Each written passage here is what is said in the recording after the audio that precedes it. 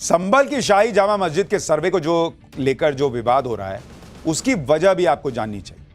दरअसल हिंदू पक्ष का दावा है कि जिस जगह पर संभल की शाही जामा मस्जिद बनी है वहां पहले हरिहर मंदिर हुआ करता था। 19 नवंबर को हिंदू पक्ष के 8 लोग इस मामले को लेकर संभल की कोर्ट पहुंचे और सुप्रीम कोर्ट के वरिष्ठ वकील विष्णु शंकर जैन की मदद से एक याचिका दायर की गई। हिंदू पक्ष ने उस जगह पर मस्जिद से पहले मंदिर होने के दस्तावेज कोर्ट में पेश किए, जिन्हें देखने के बाद कोर्ट ने मस्जिद में सर्वे को मंजूरी दी।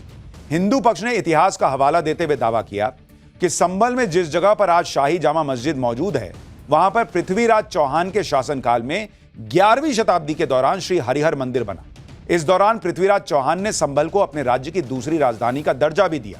ऐतिहासिक दस्तावेजों की दलील देते हुए हिंदू पक्ष ने दावा किया कि बाद में मुगल शासक बाबर के आदेश पर साल 1529 में श्री हरि मंदिर को तोड़वा दिया गया और मंदिर की जगह पर मस्जिद बनी। कोर्ट में हिंदू पक्ष के वकील विष्णु शंकर जैन ने उस दस्तावेज को सबूत बनाया है जो खुद मुगल शासक बाबर ने लिखा था। आप ये जानकर हैरान रह जाएंगे कि बाबर ने बाबरनामा में भी संभल की इस मस्जिद का जिक्र किया है। बाबर की आत्मकथा तुजुके बाबरी में पेज नंबर 687 पर बाबर के संभल जाने का जिक्र है। बाबरनामा में लिखा है कि बाबर जुलाई 1529 में संभल आया था और बाबर के आदेश पर उसके दरबारी मीर हिंदू बेग ने संभल के हिंदू मंदिर को जामा मस्जिद में बदल दिया।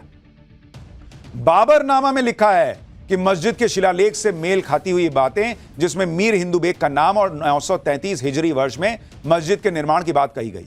यह वही वक्त है जब बाबर मुगल सल्तनत की स्थापना कर चुका था। तो बाबर तो खुद गवाही देके गया भाई, कम से कम बाबर की तो सुन लो।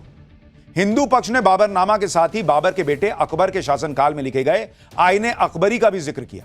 आईने अकबरी में इसको लेकर लिखा गया है कि संभल शहर में हरिमंडल नाम का एक मंदिर है जो एक ब्राह्मण का है। उसके वंशजों में से 10वां अवतार इस स्थान पर प्रकट होगा। यही नहीं, संभल में मस्जिद की जगह पहले मंदिर होने के दावे को साबित करने के लिए हिंदू पक्ष ने कोर्ट में संभल का पुराना नक्शा भी सबूत के तौर पर जमा किया। आप भी संभल के इस नक्शे को देखिए। यह संभल का पुराना नक्शा है जिसमें दावा है कि शाही जामा मस्जिद की जगह श्री हरिहर मंदिर दिख रहा है।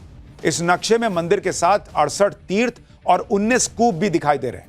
नक्शे के ऊपर शक संवत 987 लिखा हुआ है। अगर इसे ईस्वी में बदलें तो इसमें 78 साल जोड़ने पड़ते हैं, यानी यह नक्शा 1065 ईस्वी का है, आज से करीब 1100 साल पहले का।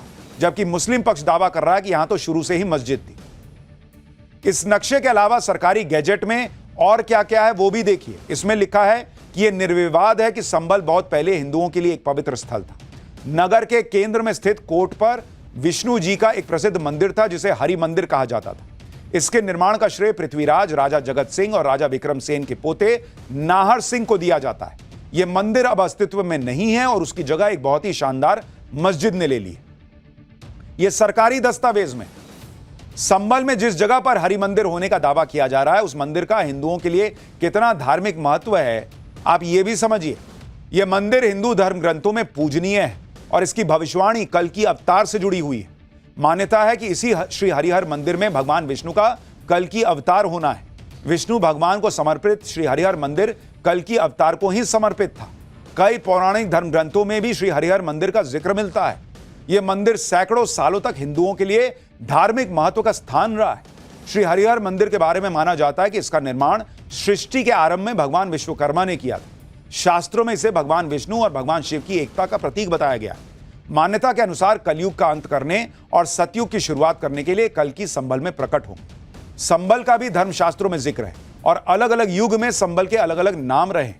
संभल को सतयुग में संभलेश्वर, त्रेता युग में महादिगिरी, द्वापर युग में पिंगला और कलयुग में संभल बताया गया। बीते हुए इतिहास को बदल नहीं सकते, लेकिन जो चीज हमसे छीन ली गई है कभी, क्या उसे वापस लेने की कोशिश भी नहीं कर सकते। कोई अब से 2000 साल पहले और लेने की बात अब कर रहे हैं। जिसने छीनी वो भी मौजूद नहीं है। उस समय पृथ्वीराज चौहान ने हरि मंदिर बनाया। ये प्राचीन इतिहास के साक्ष्य कहते हैं। पुराने गजेटियर्स के आधार पर हरिहर मंदिर का विस्तृत विवरण दिया गया है। पुराने गजेटियर्स में मंदिर के भीतर की स्थिति क्या है, उसकी दीवारों पर क्या लिखा हुआ है इसको भी कोट किया गया है। हम आज अगर चाहें कि हम सारी मस्जिदें जो मंदिरों को तोड़कर या मंदिरों के ऊपर बनाई गई उन्हें मस्जिदों को मंदिर में तब्दील कर दें तो ये असंभव है और ये अनुकरणीय नहीं है। हम बीते हुए इतिहास को बदल नहीं सकते, लेकिन जो चीज़ हमसे छीन ली गई है कभी, क्या उसे वापस लेने की कोशिश भी नहीं कर सकते? ये दोनों विरोधी प्रश्न हैं। छीनी तो गई अब से 2000 साल पहले और लेने की बात अब कर रहे हैं। जिसने छीनी वो भी मौजूद नहीं है और जिससे छीनी वो भी मौजूद नहीं है। इतिहास को आप सुधार नहीं सकते, बदल नहीं सकते। व्यक्तियों पर किए गए अत्याचार, उनका दुख, इसे आप दूर नहीं कर सकते। लेकिन भारत में आज गणतंत्र है, हिंदू मुस्लिम सारे इसमें रहते हैं, सब इसके नागरिक हैं। ये तो संयोग है कि संभल के हरि मंदिर को लेकर एक प्रश्न हमारे सामने पैदा हो गया है। इतिहास ये बताता है पृथ्वीराज चौहान के समय संभल एक प्रांत की हैसियत रखता था। संभल प्रांत की राजधानी था।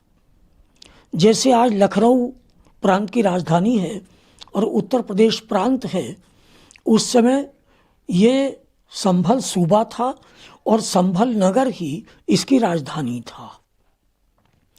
उस समय पृथ्वीराज चौहान ने हरि मंदिर बनाया। ये प्राचीन इतिहास के साक्ष्य कहते हैं।